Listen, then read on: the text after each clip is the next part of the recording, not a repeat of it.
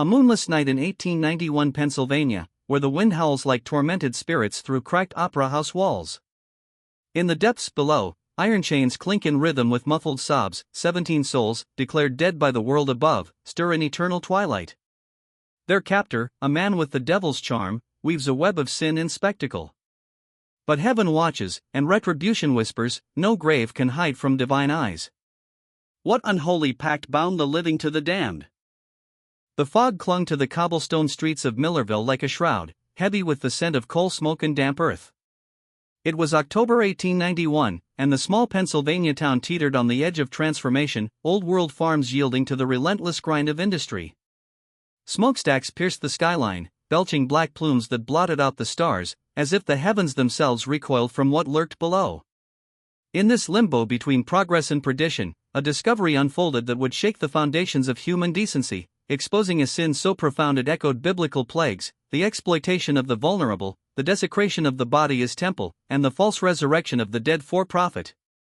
Millerville wasn't just any town, it was a crucible where immigrant dreams melted into despair. German settlers with their sturdy barns and folktales of forest spirits rubbed shoulders with Irish laborers, their faces etched with famine's memory, and Eastern Europeans fleeing pogroms, carrying icons of saints that promised protection in a land that offered none. The population had ballooned to over 8,000, drawn by the siren call of coal mines and steel forges. Rails snaked through the hills, carrying war and ambition, but also secrets. Here, in this patchwork of accents and aspirations, people learned to look away, from the child beggars in alleyways, from the widows left destitute by mine collapses, from the whispers of missing kin. It was a place where sin flourished in silence, where turning a blind eye became a survival sacrament.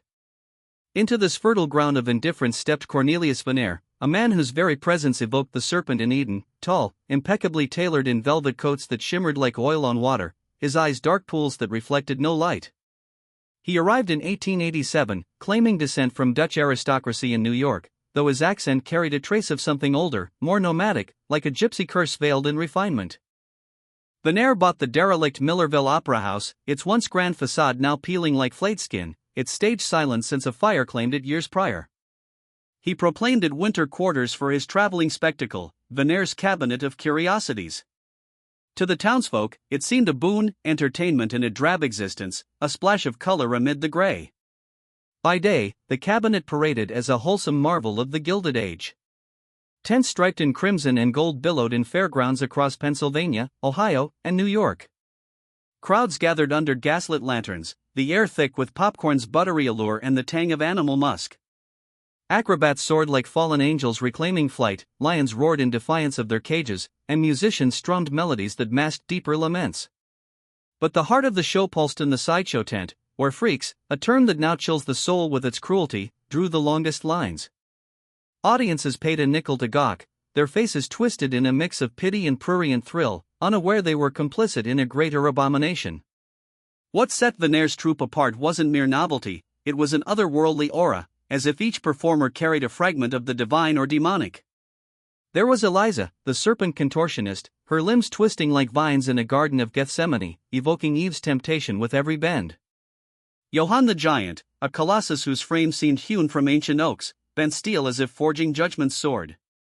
And Mary Catherine, the armless nightingale, her voice a celestial hymn that rose pure and haunting, her sleeves draping like funeral veils over stubs that spoke of some prenatal curse, or perhaps a test of faith, like Job's afflictions. Yet beneath the applause lay layers of deception, a spiritual rot that festered in the opera house's underbelly. Vaneir's true enterprise wasn't entertainment, it was a profane alchemy, transmuting human suffering into gold. He preyed on the marginalized, the disabled, the deformed, the destitute, those society deemed cursed by God or simply forgotten. Orphans from almshouses, immigrants with no roots, wanderers with peculiarities that marked them as outcasts. His methods were a blasphemy against free will, a mockery of resurrection narratives in Scripture. Victims were lured with promises, a healer's touch, a job's stability, a family's reunion. But once ensnared, they vanished into the void, their deaths fabricated on paper, certificates forged with ink as black as sin, filed in distant counties where no questions arose. Vaneir didn't act alone, his cabal mirrored the unholy trinity of temptation, corruption, and deception. Sheriff Josiah Cromwell, a barrel-chested enforcer with a badge tarnished by greed, pocketed monthly bribes, $50, a fortune that bought his silence like Judas's silver. Cromwell patrolled the streets with a lantern that cast long shadows, ignoring reports of vanishings that trailed Vaneir's caravan like ghosts. Then there was Dr. Heinrich Kellermann, a spectral figure with wire-rimmed spectacles and a German accent sharp as a scalpel. Posing as a specialist in human anomalies, he rented rooms above the general store, his shelves lined with vials that gleamed like forbidden fruit. But his true craft was in potions, laudanum laced with ether and experimental sedatives, concoctions that dulled the mind, chained the spirit, and rendered bodies pliable as clay in a potter's hands. Together, they orchestrated a ritual of abduction. Kellermann's clinics in back alleys or tent revivals offered free examinations, his voice soothing like a false prophet's. A prick of the needle, and the world dissolved into oblivion. Victims awoke in the opera house basement, a labyrinth of stone and iron, lit by flickering oil lamps that danced shadows on damp walls etched with desperate scratches, prayers, names, pleas for mercy.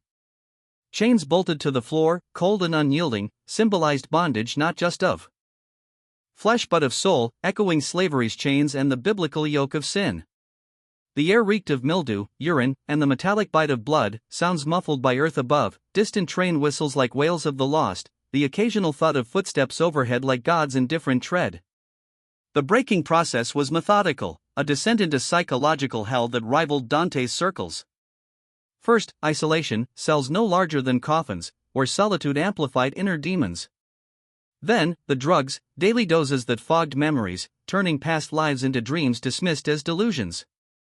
Vaneir's voice, smooth and authoritative, narrated their new reality: you are dead to the world. Your families mourned you. This is your redemption, perform, and find purpose in the spectacle. Physical torments followed, whippings that left scars like stigmata, forced rehearsals under glaring lights that burned like hellfire. Psychological warfare deepened the wound, forged letters from loved ones confirming their demise, mirrors showing altered appearances, hair dyed, features gaunt from starvation, until self vanished, replaced by the performer's mask. Spiritually, it was a perversion of faith. Vaneir quoted twisted scripture, "The last shall be first," he preached, positioning his captives as chosen vessels for public edification. But it was hubris, a challenge to divine order, inviting retribution. Some victims clung to rosaries smuggled in pockets, whispering psalms in the dark, "Though I walk through the valley of the shadow of death." Others broke, their spirits shattered like idols, embodying the sin of despair. Redemption seemed impossible, yet flickers of hope persisted, shared whispers through walls, like underground churches in persecuted times. The unraveling began not with thunderous justice, but a quiet act of defiance, a mustard seed of courage that grew into upheaval. On October 12, 1891, as leaves turned blood-red outside, Sarah Henley, or what remained of her, emerged from the abyss. She was 22, though captivity had aged her soul centuries.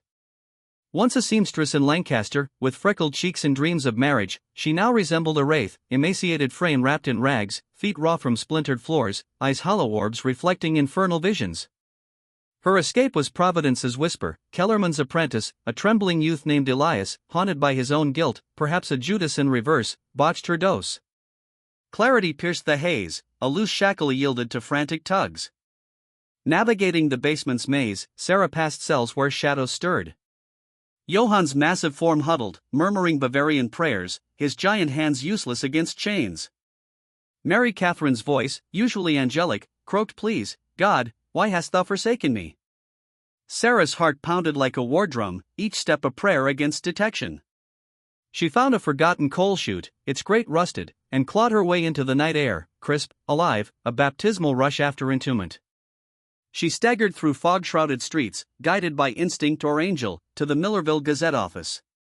Lamplight spilled from its window like a beacon. Thomas Fairchild, the editor, a wiry man with ink-stained fingers and a journalist's unquenchable curiosity, was poring over proofs when her knocks echoed like fate's summons. Opening the door, he faced an apparition, Sarah, collapsing into his arms, her breath ragged. "They're alive, down there, chained like beasts in hell." Fairchild, a lapsed Methodist with a lingering faith in truth as salvation, steadied her. Water from his flask revived her tongue, words tumbled forth like a confessional torrent. "I'm Sarah Henley." From Lancaster. They said I died in a fire, showed me the notice. But I'm here, breathing, suffering. She described the basement's horrors, the drip of water like Chinese torture, the screams stifled by gags, the ledger in Vaneir's office, a book of life inverted, listing acquisitions. With prices, origins, training progress. Entries spanned years, a catalogue of stolen souls, orphans from Philadelphia orphanages, a dwarf from Ohio mines, a bearded lady from immigrant slums. Skepticism warred with empathy in Fairchild's mind. Was this hysteria, a woman's fragile psyche unraveled? Yet details anchored her tale: the opera house's hidden trapdoor behind the stage, Kellerman's chemical stench, Cromwell's complicit patrols. Horror dawned: this was no isolated crime but a syndicate of sin, profiting from human wreckage while the town feasted on spectacles. Spiritual dread gripped him. What judgment awaited a community that ignored such evil? Like Sodom's blindness, Millerville's willful ignorance invited fire. As Sarah spoke, exhaustion claimed her, but her words ignited Fairchild's resolve. He hid her in his attic, a sanctuary amid rafters like Noah's Ark. Dawn broke gray in foreboding, church bells tolling like warnings. Fairchild pondered his next move: confront the trinity of villains, risk ruin, or expose the truth and invoke divine justice? The air hummed with tension, as if angels and demons vied for the town's soul. Vaneir, sensing disturbance like a predator, paced his opulent quarters above the basement. Portraits of past stars lined walls, their eyes accusatory. Kellerman brewed stronger elixirs in his lab, vapors curling like incense to false gods. Cromwell polished his revolver, bribes weighing his pockets like millstones.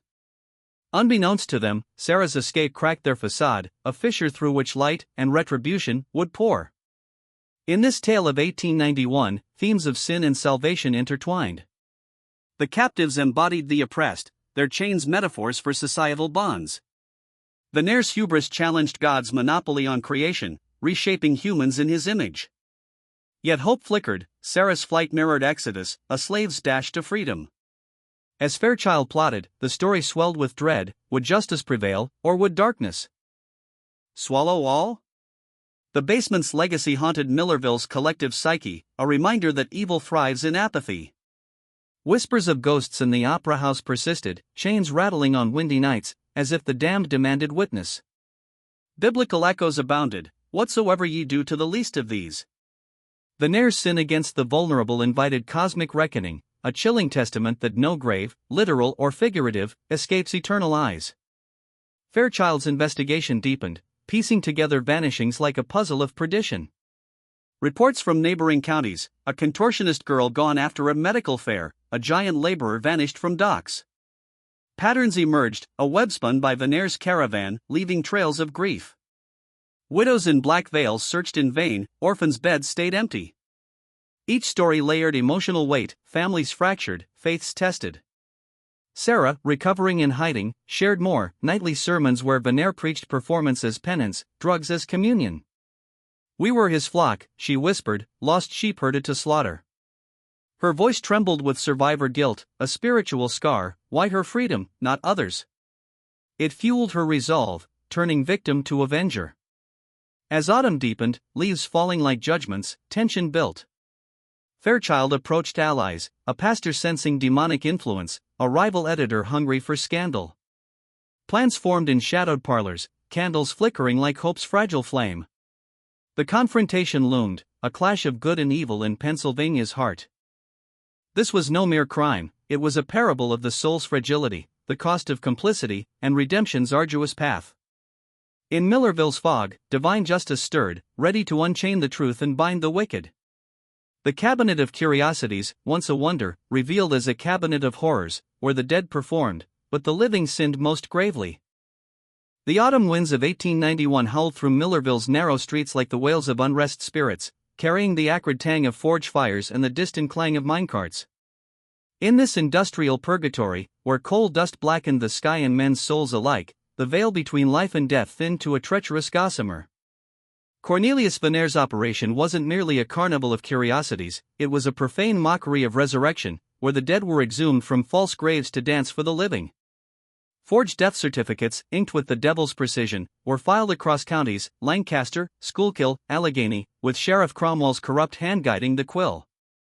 These documents, yellowed parchment bearing seals of authority, proclaimed accidents, mine collapses crushing the deformed, fevers claiming the peculiar, drownings swallowing the forgotten.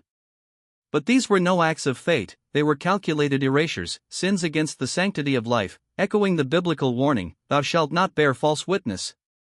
The physical chains in the opera house basement were iron forged, cold and unyielding, biting into flesh like the thorns of Christ's crown. Yet the true shackles were forged in the mind, a psychological crucifixion that stripped victims of their divine spark. Vaneir and Kellerman, like false prophets, preached despair from shadowed corners. "Your kin have forsaken you," they'd murmur, voices smooth as serpent scales, presenting letters, forgeries on fine stationery, scented faintly with lavender to mimic a mother's touch, declaring relief at the burden's end. For the captives, this assault on self-worth was a slow poison, more venomous than any viper. Orphans, already adrift in a sea of abandonment, crumbled first, their spirits fracturing like fragile clay pots. Immigrants, clutching faded icons of saints, questioned God's gaze, why this exile from grace? Years in captivity amplified the torment, some, like Johann, regressed to childlike murmurs, rocking in rhythm with phantom lullabies, their massive frames reduced to vessels of vacancy. It was a perversion of redemption, not through Christ's blood, but through broken wills, a satanic inversion where suffering promised no salvation. Thomas Fairchild, the Gazette's steadfast editor, embodied the flickering candle of truth in this abyss. A man of 40, with wire-rimmed spectacles perched on a nose scarred from boyhood brawls, he carried the weight of a lapsed faith, his Bible gathering dust beside stacks of yellowed broadsheets. Sarah's revelations ignited a righteous fire within him, a call to arms against the encroaching darkness. Over 3 sleepless days, he delved into archives, the town hall's musty vaults lit by sputtering gas lamps that cast elongated shadows like accusing fingers. Dust motes danced in the air, thick with the scent of aged paper and ink, as he pored over death records. Patterns emerged like cracks in a dam, an epidemic of sudden demises among the afflicted, a contortionist lost in a river bend, a giant felled by apoplexy. These aligned with Vaneir's itinerary, the circus's path, a trail of vanished lives, from Scranton's bustling markets to Philadelphia's fog-shrouded docks. Resemblances chilled him, a deceased bearded woman mirroring a sideshow act, her features etched in Fairchild's memory from a fairground poster. This wasn't coincidence, it was conspiracy, a web of sin spun with greed's sticky threads, defying the commandment, "Thou shalt not kill." Emboldened by evidence that burned like holy fire in his breast pocket, Fairchild sought confrontation, a David facing Goliath in the sheriff's den. The town hall basement office was a lair of lawlessness, walls plastered with faded wanted posters curling at edges like withered leaves, the air heavy with pipe tobacco's bitter haze and the underlying rot of sweat-soaked leather. Josiah Cromwell, broad-shouldered and barrel-chested, sat polishing his Colt revolver, the metal gleaming under lamplight like a false idol. His eyes, cold slate gray, flicked up as Fairchild entered, boots echoing on creaky floorboards. "Tom," Cromwell drawled, his voice gravelly from years of barked orders, "word is you've been sniffin' where you shouldn't." Fairchild, heart pounding like a blacksmith's hammer, laid out his findings, the certificate's suspicious surge, the timeline's damning dance with the circus's route. The sheriff's face hardened, a mask of feigned indifference cracking into fury. In a blur of motion, Cromwell's arm swung, the revolver's butt cracking against Fairchild's temple with a sickening thud. Pain exploded, white-hot and blinding, blood warm and coppery trickling down his cheek, staining his collar like stigmata. He crumpled to the dirt-strewn floor, vision swimming, tasting dirt and defeat. Above him loomed Cromwell, gun barrel a black void aimed at his forehead, the click of the hammer echoing like judgment's toll. "Forget the girl, forget the tales," the sheriff hissed, breath reeking of whiskey and deceit. "Or join the ghosts in the mines, accidents happen, Tom. Men vanish." But in his hubris, Cromwell had confessed, his words a unintended testimony, revealing complicity like Judas's kiss. Fairchild, terror clawing at his throat, rose unsteadily, the wound a throbbing reminder of peril. Outside, under a leaden sky-spitting rain, he spat blood and vowed, this corruption, this blight on Millerville's soul, would face the light. Local justice was tainted, a poison well, state aid would leak back through Cromwell's networks, alerting the beasts before the hunt. Fairchild's mind, sharpened by journalistic instinct and a rekindled faith, birthed a daring scheme: infiltrate the opera house, harvest-proof like manna from heaven, then broadcast it to the world. Sarah, her frailty masking a steel resolve, became his ally, sketching layouts on scraps of paper by candlelight in his attic hideaway. The basement's maze, cells hewn from stone, damp with seepage like tears of the damned, her routines of torment, dawn feedings of gruel laced with sedatives, dusk rehearsals under whip's crack. Their plan: slip in under night's cloak, photograph the horrors, seize records, escape to summon external wrath. It was audacious, laced with luck's fragile thread, a leap of faith akin to Peter's walk on water. Yet shadows watched. Dr. Kellerman, with his Teutonic precision and paranoia honed by alchemical pursuits, sensed ripples in the ether. His laboratory, a sanctum of glass beakers and bubbling retorts, reeked of ether and ambition. On October 23, twilight painting the sky in bruises of purple and gold, he inventoried supplies, vials of chloroform vanished, photographic chemicals pilfered, harbingers of exposure. Panic surged, a cold wave, he summoned Vaneir and Cromwell to a clandestine council in the social club's smoke-filled backroom, crystal decanters clinking like conspirators' toasts. Their emergency protocol, a blueprint of brutality, activated, erase all traces, captives included, a mass sacrifice to preserve their empire. No loose ends, no witnesses, bodies disposed in mine shafts, records to ash. Unaware, Fairchild and Sarah advanced on October 24, moon veiled by clouds, the opera house a hulking silhouette against starless night. Crickets chirped a dirge, wind rustling leaves like whispers of warning. They pried the basement window, hinges groaning softly, descending into abyss. The air hit like a fist, fetid with waste, sweat, and a cloying sweetness, chloroform's insidious perfume, seeping through vents like demonic incense. Fairchild's lantern, shaded to a glow, illuminated nightmares, cells like tombs, occupants emaciated wraiths, skin pallid as shrouds, ice-sunken orbs of despair. Johann, once a Bavarian behemoth, now skeletal, chains carving canyons in flesh, murmured. Incoherently, a giant fell like Goliath. Mary Catherine, her angelic voice rasped to gravel, clutched phantom limbs, lips moving in silent prayer, "Forgive us our trespasses." Deeper, the wine cellar repurposed as Kellerman's lair, tables strewn with syringes glinting like fangs, surgical tools stained rust-red, notes in precise script detailing reconstructions, experiments in pain thresholds, behavioral erasure, a godless quest to remake man in Vaneir's image. Spiritual horror gripped Fairchild. This was hubris, playing creator, defying "let there be light" with shadows of suffering. Then, Vaneir's office, false panel yielding the ledger, a tome of transgressions, bound in leather like a forbidden grimoire.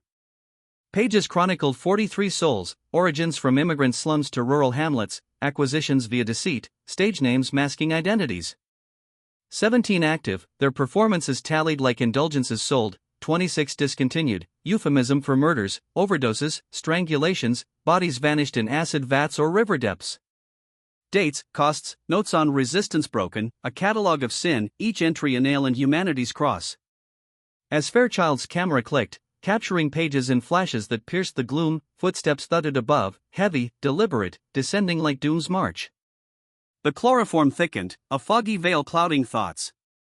Sarah crumpled first, a gasp escaping as she fell amid cells, her form fragile against stone.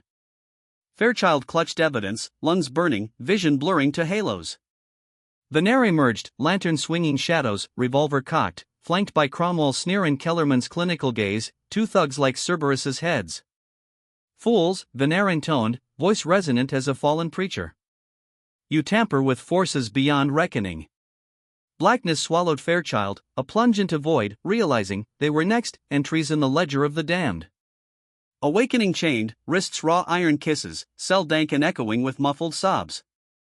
Sarah stirred adjacent, groggy, eyes wide with renewed terror.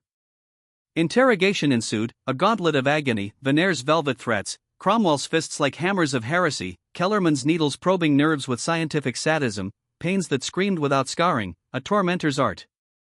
"Who knows?" they demanded, voices layering like accusatory choirs.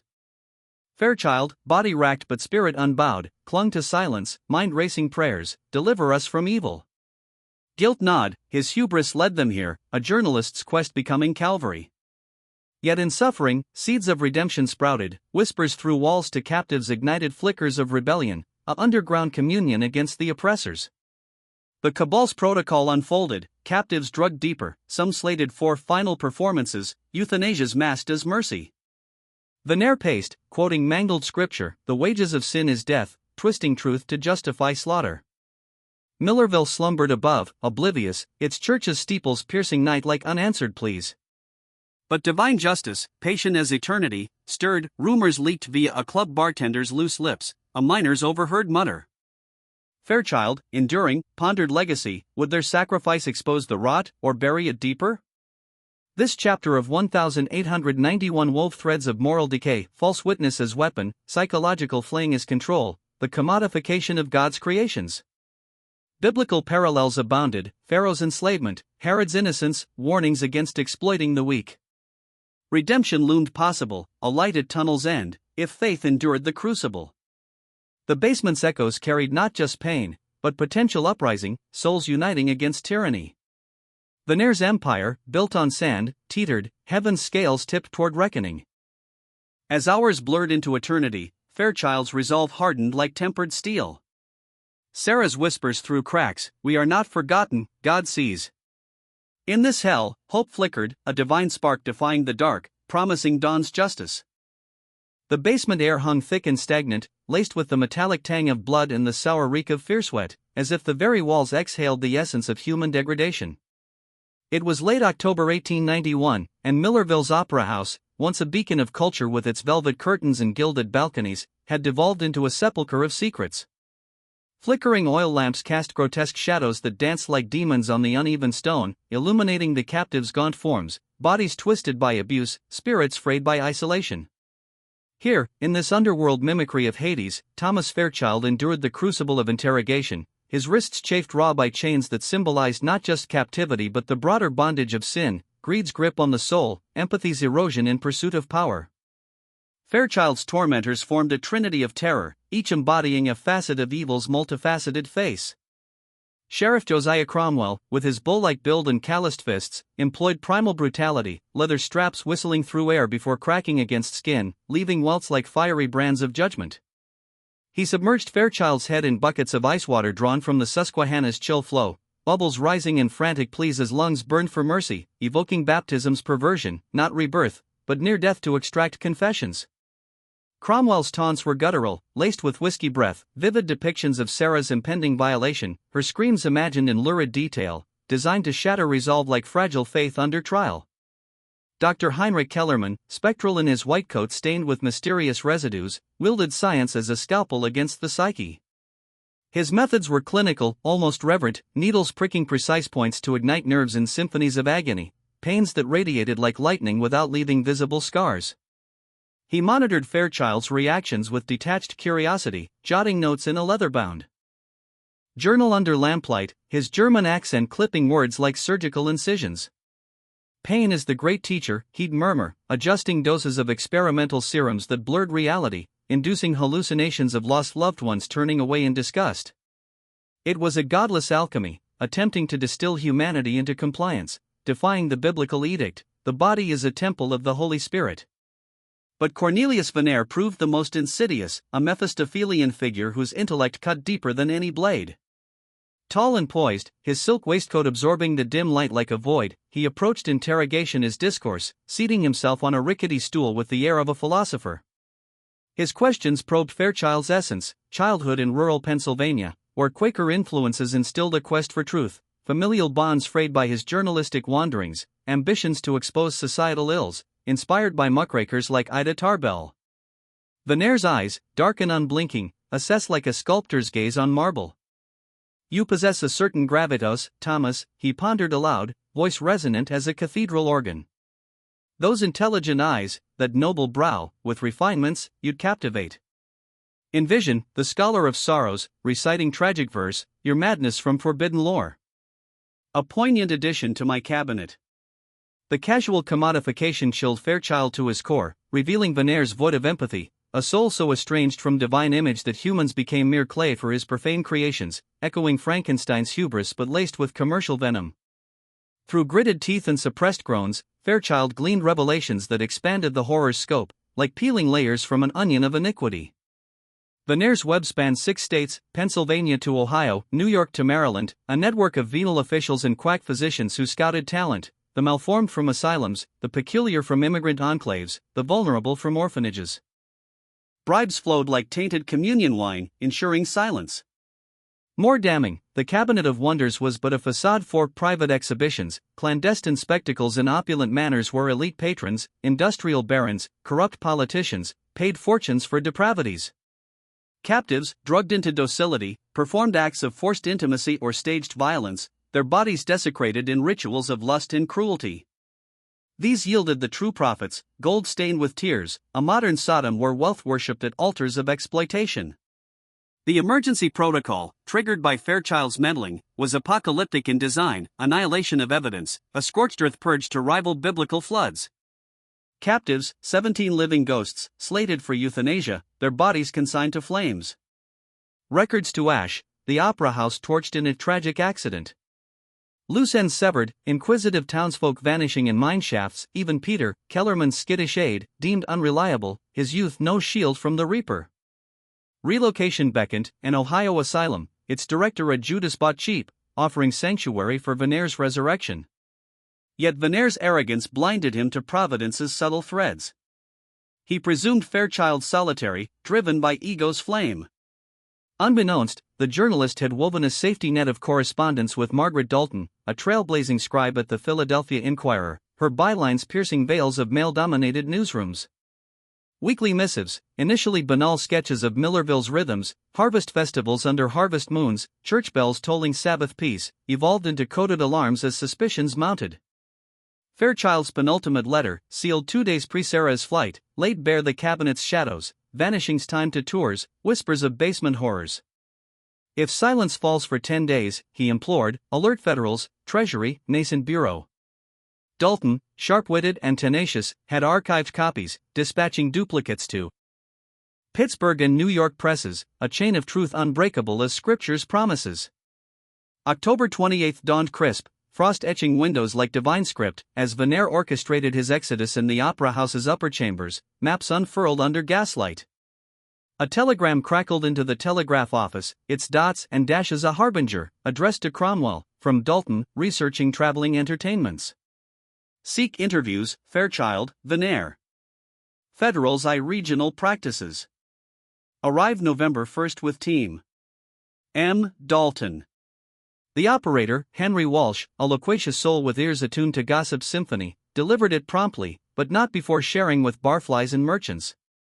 Word slithered to the social club, where Vaneir nursed brandy amid cigar haze. Panic seized him, a cold serpent coiling. Federals? Documentation? His local shields crumbled against national scrutiny, exposure loomed like Armageddon. In frenzy, Vaneir escalated, immediate extermination, opera house inferno, flight with liquidated assets, gold coins sewn into coat linings, jewels pocketed like stolen sacraments. Flawed haste birthed opportunity, a crack in evil's armor through which light pierced. Night cloaked October 29, stars veiled by clouds heavy with portent, as Kellerman mixed lethal elixirs in his lair, morphine's embrace laced with strychnine, a cocktail of quietus. Vials gleamed like poisoned chalices, destined for veins, rendering natural departures, heart failures for autopsies to seat. Bodies doused in kerosene, the blaze to consume all, ashes scattering like forgotten sins. But redemption stirred in Peter, the apprentice whose hands trembled with guilt's weight. Months of complicity haunted him, administering drugs that dulled souls, witnessing whippings that scarred flesh and spirit. Mass murder proved the fracture point, conscience, long suppressed, erupted like a prophet's zeal. Slipping shadows, he fled to Reverend Samuel Brooks' parsonage, its white-clabbered a bastion of uncorrupted faith amid Millerville's moral mire.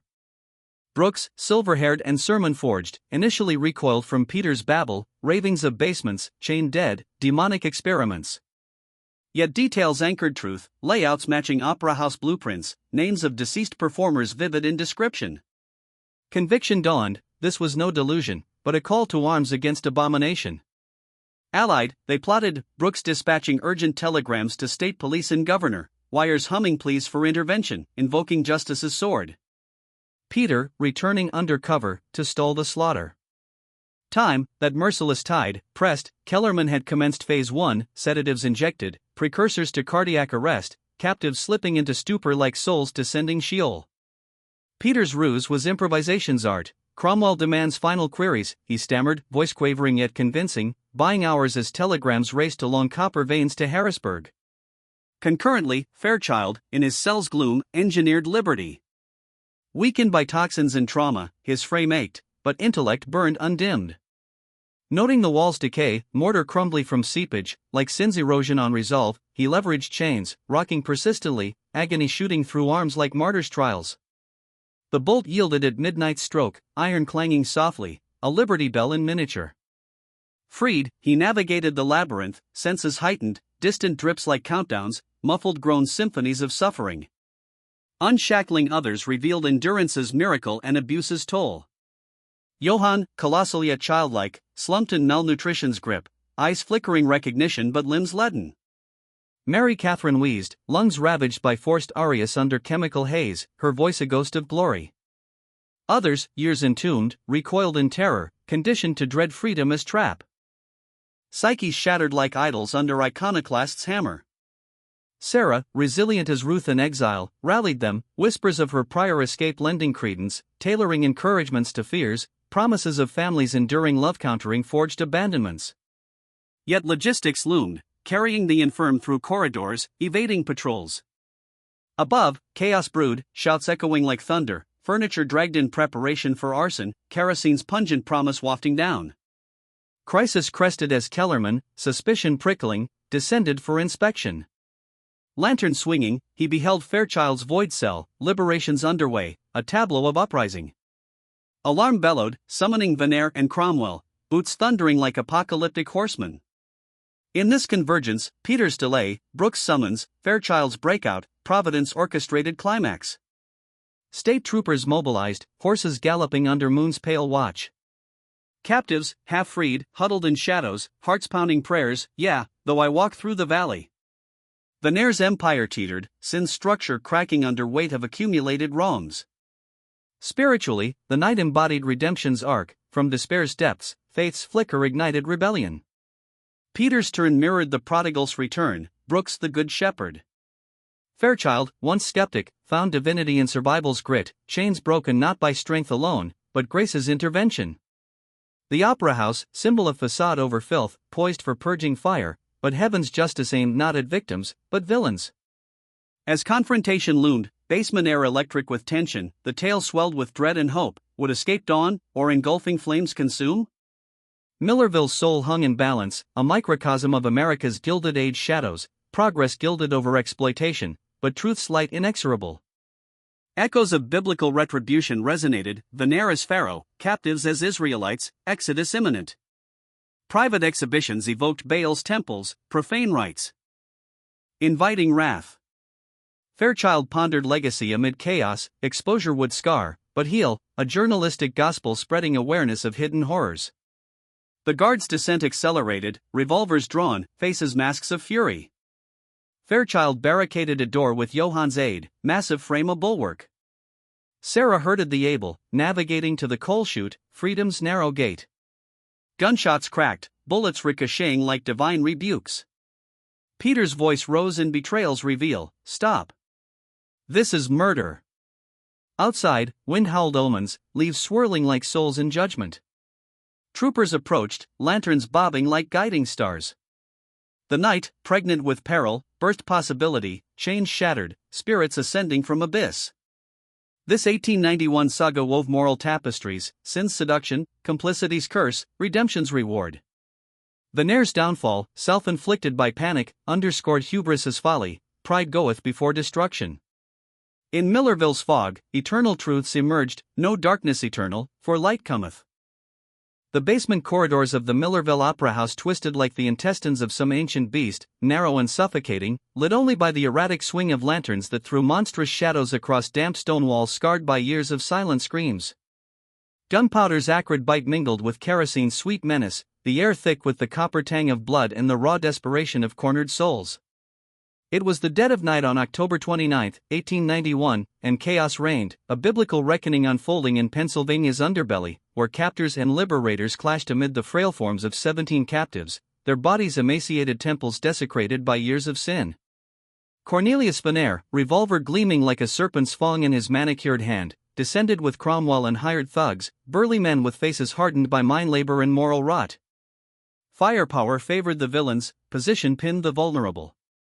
Yet hubris, that ancient downfall, blinded Vaneir.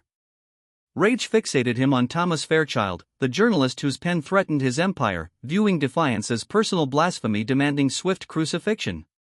"You dared challenge me," Vaneir snarled, voice echoing like Satan's whisper in the wilderness, pursuing Fairchild through the maze while ignoring the broader exodus. This obsession proved fatal. Grace Sarah Henley, her frame fragile yet fueled by survivors' fire, led mobile captives, a ragtag remnant of the resilient, toward the stairs.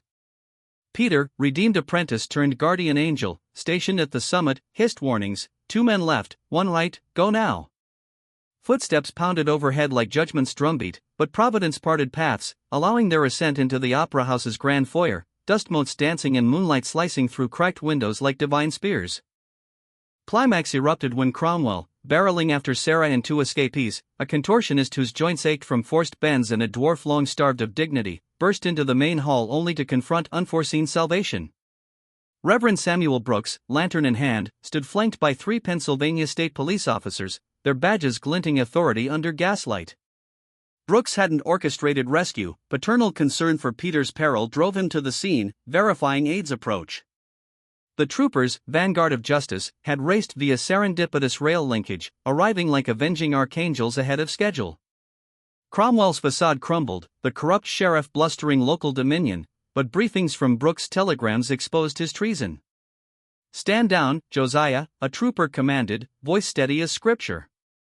Panic seized Cromwell, revolver raised in futile threat, only to clatter as cuffs snapped like chains of consequence. Confusion swirled, captives emerging like Lazarus from tombs, officers discerning victims from villains amid cries and commands. Vaneir, witnessing empires collapse through office windows, retreated with Kellerman, barricading behind overturned desks and crates, a feudal fortress like Jericho's walls awaiting trumpet. Their scheme, incinerate records in a wastebasket blaze, flames licking pages like hellfire consuming sins, then shoot escape. Unbeknownst, Fairchild's prior infiltration yielded photographs, damning ledger pages hidden in a gazette safe, known only to him and Sarah, evidence impervious to fire. Standoff endured 3 agonizing hours, tension taut as drawn bowstrings. Reinforcements swelled, more state police thundering in on horseback, hooves echoing prophecies, joined by a Pennsylvania Attorney General envoy, spurred by Margaret Dalton's federal whispers. Outside the door, miracle unfolded, 17 dead resurrected in official eyes, documented under lamplight, physicians tending wounds that wept pus and regret. Photographers capturing gaunt faces for posterity, interviewers coaxing testimonies from cracked lips. Many teetered on collapse, requiring stretchers and morphine's mercy, yet life pulsed defiant, minds retaining fragments sharp enough to indict. Breakthrough ignited from Jan Briner, the Bavarian colossus, whose gentle giant soul had been fractured into childlike fragments by chemical chains and cruelty. Glimpsing Kellerman through the office's frosted glass, the false healer who pricked veins with poisons, clarity surged like Pentecost's flame. Rage, biblical in fury, erupted, no more. Yen bellowed, voice gravelly thunder. Massive hands, once bent iron for spectacle, now demolished barricades, oak desks splintering like kindling, crates hurled as David's stones. No mortal barrier withstood, within minutes, breach yawned wide for troopers' entry. Kellerman crumpled, nerves shattered into whimpering surrender, collapsing like a house on sand. Vaneir, defiant to hubris's end, fed documents to flames, smoke curling like incense to false gods. "Too late, gentlemen," he smirked, composure chilling as a grave. Proof perishes with parchment. Delusion, survivors' voices, Peter's confessions, Fairchild's images wove an unbreakable noose. Cromwell's arrest dissolved into pathos, the once mighty enforcer bargaining pleas amid witnesses' glares, trading network secrets for leniency's crumbs. Yet transcendence crowned the night when Mary Catherine Alley, throat ravaged yet spirit sovereign, lifted her rasped voice in him, amazing grace, how sweet the sound. Her childhood melody, taught by a mother's knee, swelled frail but pure. One by one, survivors joined, weak harmonies rising through pain, filling the opera house with heartbreaking triumph, a chorus of resurrection echoing heavenly hosts. Tears carved channels through grime-streaked cheeks, even stoic troopers bowed heads, sensing divine presence in human resilience. Dawn bled over Millerville on October 30th, golden rays piercing fog like forgiveness after tribulation. Scope crystallized, 17 survivors mere remnant, ledgers 26 discontinued, murdered or sold into shadows, eternal absences haunting justice's ledger. Trials electrified the nation, headlines blazing from Pittsburgh to San Francisco, one of America's seminal human trafficking prosecutions. Vaneir faced 43 kidnappings, 17 imprisonments, 26 murders, evidence mountainous, photos, testimonies, Peter's granular betrayals. Convicted, he met the gallows March 15, 1893, crowds divided on capital vengeance yet united in revulsion for his profiteering perdition. Kellerman, cooperating like a penitent thief, earned life imprisonment. Confessions dismantled networks across 6 states, toppling accomplices like dominoes of deceit. His records illuminated trauma's depths, guiding healers toward restoration, bodies mended, psyches slowly reclaimed. Cromwell, plea bargained to 20 years, perished in 1899 of cardiac failure, perhaps conscience's final stroke. After exposing judicial rot, 3 judges ousted, commissioners felled, minor officials scattered like chaff. Survivors' paths diverged, testaments to resilience's spectrum. Sarah Henley, phoenix-like, reunited with Lancaster kin, transforming torment into advocacy, lecturing on trafficking's tendrils, aiding detections, her voice a beacon for the voiceless until age claimed her in 1942. Yen Breener's wounds ran deepest, speech fragmented forever, yet Philadelphia's church embraced him.